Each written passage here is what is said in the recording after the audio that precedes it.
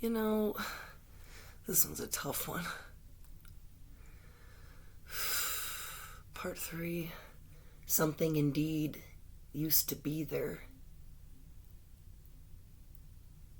You stood a good 2 feet from the plug before yanking it, standing in the dark, waiting for some sound louder than the static whine of the cooling tube.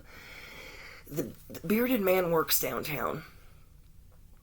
We could call it downtown, but here that only means a short circumference of brick, mostly crumbling, with a courthouse in the middle, a few law offices and antique shops, and if you walk for 20 minutes in any direction, you'll be outside of city limits. When life echoes here, the reverberations deafen. That music was playing from some other room, out of place, out of tune. Was it there or not at all? Were you losing control?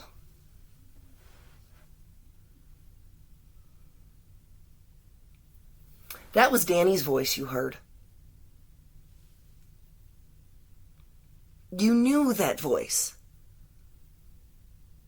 The connection returned to Danny's words. Your words.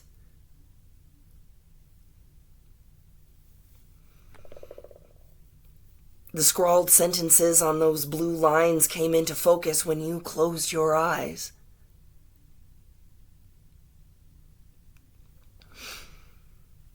The pillow recognized your head,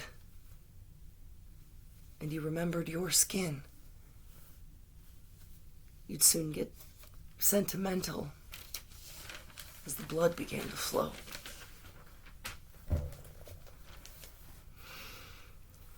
Danny took the L train every morning. You found something romantic in the phrase that sparked you to write it down. He was headed east, you west. And when he saw you first, he'd stopped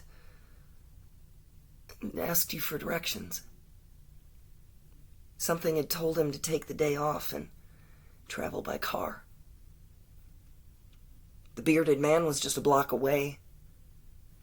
Fresh from the shower, head in the clouds, a pile of clothes on the floor behind the TV.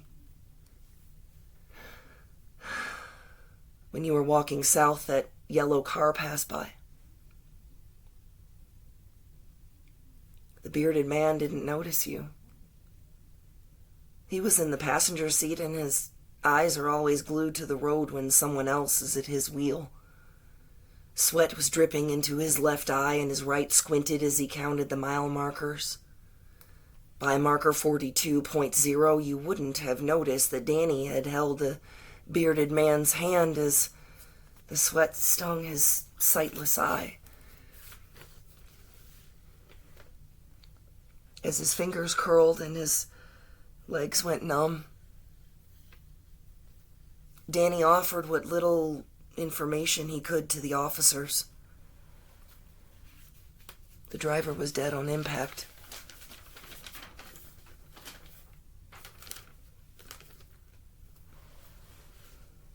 Whatever stands in field or flood, bird, beast, fish, or man, mare or stallion, cock or hen, stands in God's unchanging eye in all the vigor of its blood. In that faith, I live or die. W.B. Yeats, from Tom the Lunatic. Where do you follow Danny down to see him slide in the side door to assure the bearded man's safety?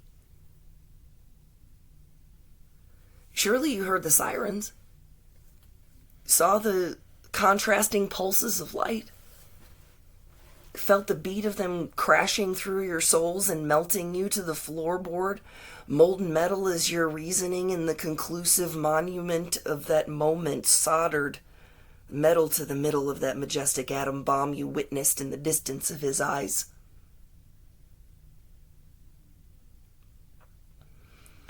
The mind processes so much more in the aftermath of tragedy than capable of processing it current. Children learn by rote. Mimic the sound of mother's voice. Associate that sound with the letter.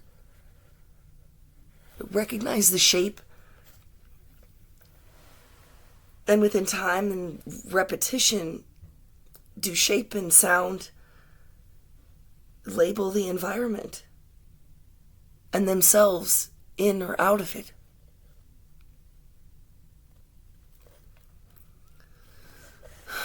Once we learned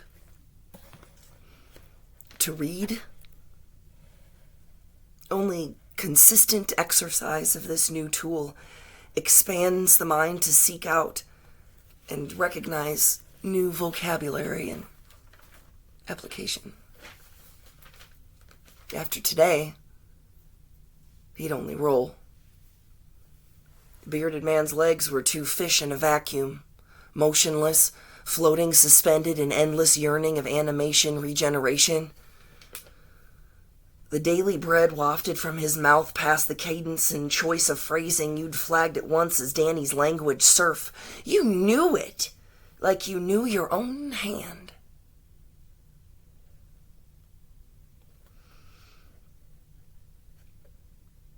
That afternoon in the courtyard when Danny pocketed your poem, you felt the prick of snake bite at your throat. You curled your pinky finger around his left one. His name was yours. On the third day, you rose to meet him. The time between your thumb and forefinger seemed an instant. But in that stretch, you claimed the bearded man's fate.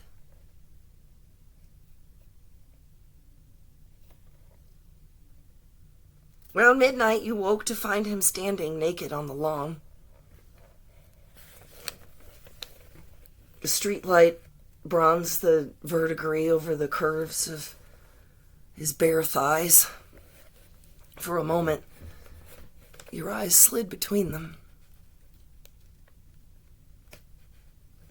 Snapping back to reality, he called you in a growl.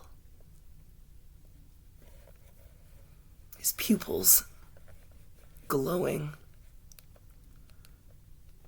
He was sweating profusely. Fists so tight his palms were bloody.